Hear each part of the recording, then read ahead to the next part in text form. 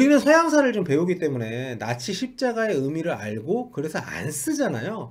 그런데 서양에서는 동양사를 안 배웁니다. 예, 그렇기 때문에 이게 일본 제국주의 상징으로 쓰였고 2차 대전 당시 전범국 일본이 어떤 행위를 저질렀는지 또 그들로 인해서 우리를 비롯한 아시아 사람들이 어떤 고통을 겪었는지를 잘 모릅니다. 볼리티비에서 축구에 관한 여러 가지 얘기들을 만나실 수 있습니다. 볼리티비 구독해주세요. 안녕하세요, 볼리티비 서영욱입니다. 오늘은 좀 민감한 얘기인데요, 제가 이 얘기는 꼭 좀 해야 될 것 같아서 캠을 켰습니다. 그건 바로 맨유 공식 잡지 우길기 사용 논란에 대한 겁니다. 아시는 분들은 이미 아마 좀 많이 아시는 내용일 것 같아요. 최근 한 2, 3일 정도 논란이 많이 됐기 때문에 내용을 간단히 말씀드리면 이렇습니다. 2009년 맨유가 공식 잡지 인사이드 유나이티드에 우길기 사진을 사용했다. 모르고 그랬는 줄 알았는데 알고 보니까 당시에 발행됐던 한국판에는 우길기를 뺐더라. 이거는 알면서 그런 거 아니냐. 리버풀만 그런 줄 알았더니 너희도 그랬냐. 뭐 이러면서 좀 논란이 많이 되고 있고 맨유 팬, 리버풀 팬들 좀 많이 좀 충돌이 좀 있으신 걸로 알고 있습니다. 오래전 일이지만 사과해야 된다라는 의견들이 많아서 실제로 적잖은 팬들이 맨유 그리고 그 관계자들한테 항의 메일을 보내고 있는 것으로 알려졌습니다. 자, 그런데 왜 제가 여기서 오늘 이 얘기를 하기로 마음을 먹었냐? 그건 바로 그 당시에 제가 국내판, 그러니까 한국판에서 우길기, 이 전범기를 뺀 당사자이기 때문입니다. 제가 뺐어요. 예. 어떻게?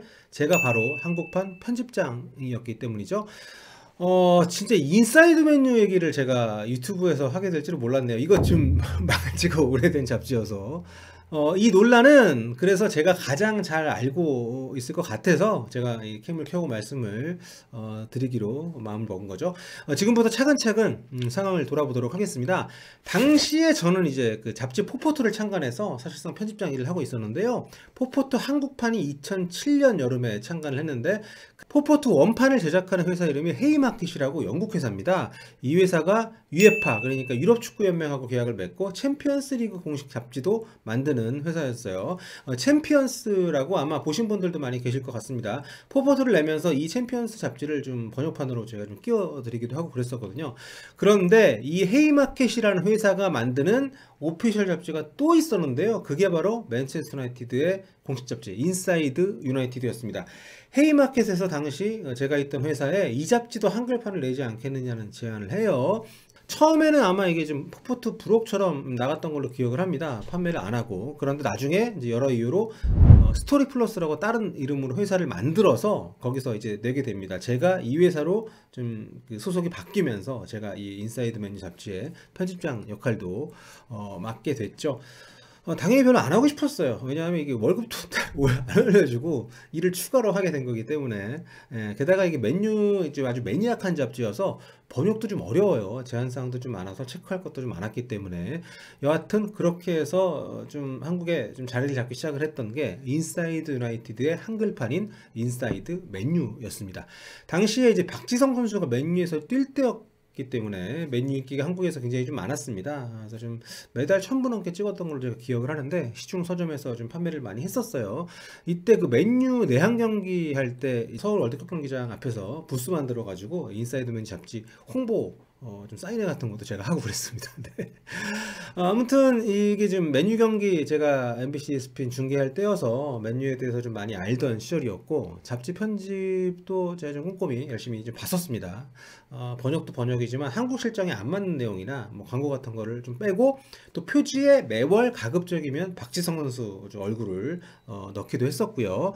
한국 사람들은 이게 다 이제 박지성 선수 보려고 이 잡지를 사는 거였기 때문에 신경을 안 쓸 수가 없었죠.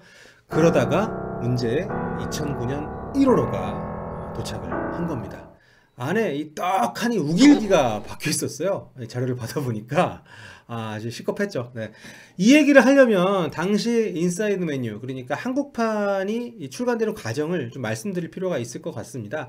이게 벌써 11년이 훨씬 넘은 옛날이잖아요. 그래서 그때 이 번역 잡지다 보니까 원판 데이터를 받아가지고 작업을 해야 되는데 이게 지금처럼 클라우드나 뭐 이런 뭐 초고속 인터넷으로 할 수 있는 그런 방법이 없었기 때문에 DHL로 CD를 받아가지고 그 CD를 받아서 안에 있는 파일들을 이제 인디자인이라고 프로그램으로 불러들여가지고 디자이너분들이 작업을 했습니다. 그러니까 영국하고 한국하고 제작의 시차가 없을 수가 없는 그런 때였죠. 또 만약에 막상 CD가 왔는데 문제가 있으면 CD를 다시 받아야 되니까 또 제작에 지연이 되고, 또 이 잡지 특성이 그 축구 클럽의 공식 잡지잖아요. 그러니까 시즌 중에 막 이제 시즌이 진행이 되고 있는데 독자들이 받아봤을 때 그래도 가장 최근 경기 내용이 좀 들어가 있고 또 다가올 내용들의 얘기도 있어야 되니까 현지에서도 취재를 하면 이게 한국판이 나오는 시기를 기다려주지 않고 바로바로 이제 출간을 했던 때입니다. 그러니까 한국판하고 영국판하고 나오는 시기가 차이가 좀 있었어요. 그래서 예를 들면 이 문제의 2009년 1월호 같은 경우에 우리가 CD를 받아가지고 이 책 안에 우길기 들어있는 거 한 페이지 가득 확인했을 때 당연히 놀랐죠. 그래서 이걸 저희가 이제 연락을 시도했는데 이미 영국에서는 우길기가 박힌 채로 발간이 된 상태였습니다. 그러니까 우리가 확인하자마자 그 인사이드 유나이티드 만드는 헤이마켓 본사에 콜을 넣었어요. 근데 헤이마켓도 맨유 쪽에 당연히 이제 보고를 했고요. 왜냐하면 헤이마켓이 만들긴 해도 맨유가 제작하는 잡지니까. 그런데 이미 다 찍어서 영국 전역에 깔린 뒤였기 때문에 뭐 좀 손쓸 수가 좀 없었던 상황이고, 우리 쪽의 이의 제기를 그쪽에서도 받아들이고 한국판에서는 우길기를 우리가 빼고 발간할 수 있게끔 그쪽에서 허가를 해줬습니다. 그렇게 좀 정리가 됐어요. 우리가 번역 잡지고 구단의 공식 잡지이기 때문에 사실 한국판을 만드는 쪽에서 재편집하고 약간 변경을 하는데 권한이 없거든요. 무조건 허가를 해줘야만 가능하기 때문에 어쨌든 그만큼 그쪽에서 그 당시에는 문제를 인식을 했던 것은 맞는 것 같습니다. 그래서 보시는 것처럼 한국판에는 영국 현지판하고 다르게 한국판에는 빠지게 된 겁니다. 우길기에 대한 인식이 그때도 국내에서 분명히 좀 있었어요. 몰랐던 게 아닙니다. 지금과는 분위기가 달랐다고는 합니다만 우길기 전번기 이거 다 한국에서 인식을 할 때였고, 그래서 저희가 CD 받고 데이터 보자마자 아주 깜놀한 거죠. 당시 저희 에디터들도 내부 논의에서 이론의 여지가 없었던 그런 상황이었고, 그래서 바로 맨유 쪽에 클레임을 넣었던 거죠. 아마 그 뒤로는 맨유에서도 이 문제에 대해서 경각심을 갖게 됐다고 제가 알고 있습니다. 그래서 맨유가 박지성 선수가 있을 때도 그렇고 그 뒤로도 그렇고 SNS나 여러 마케팅에 한국 팬들을 많이 고려하는 모습들을 볼 수가 있습니다. 뭐 맨유 이렇게 세월호 관련된 한국어 메시지를 매번 이렇게 내보내는 것도 그렇고요. 그래서 나름 이게 좀 작은 성과였다라고 생각을 하고 있었는데 좀 오래전이라 잊었었거든요. 근데 이게 요즘 다시 이렇게 이슈가 될 줄은 몰랐습니다. 자, 그런데 이쯤에서 왜 유럽 클럽들이 이렇게 자꾸 실수를 하냐? 이유는 좀 허탈합니다. 무식해서 그래요. 무식하단 말이 좀 그런가? 그러니까 잘 몰라서 그렇습니다. 많은 서양 사람들은 이제 일본 하면 떠오르는 이미지로 우길 문양을 그냥 갖다 씁니다.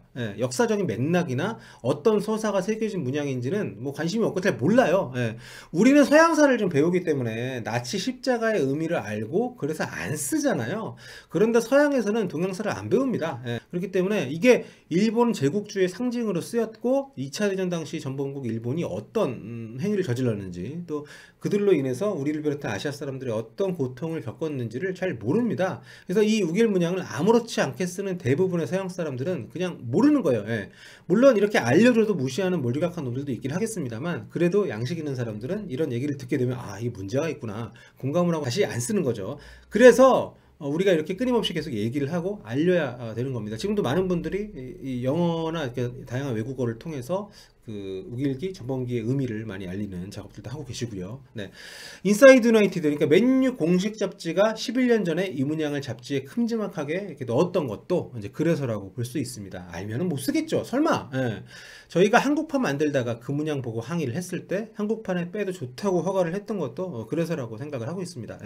만약에 요즘처럼 인터넷으로 대용량 파일 오가서 실시간으로 작업이 가능했다면 아마 영국판에서도 우길기 문양이 나가는 것을 좀 막을 수 있지 않았을까 하는 좀 아쉬움이 있긴 한데요. 맨유 공식 잡지 우길기 논란, 어떤 일이 있었고 또 맨유가 왜 한국판에만 우길기를 뺐는지 그 얘기 좀 많은 분들이 상황을 잘 좀 모르시는 것 같아서 굳이 맨유를 편다 이런 차원이 아니라 사실 어떤 팩트는 어땠는지 그런 얘기를 좀 들려드리고 싶은 마음에 캠을 켰습니다. 여러분 늘 구독해 주셔서 감사드리고요. 여러분 성원 덕분에 7만 구독자 돌파를 했습니다. 감사드립니다. 다음에 또 다른 축구 이야기로 돌아오도록 하겠습니다. 여러분 안녕히 계세요.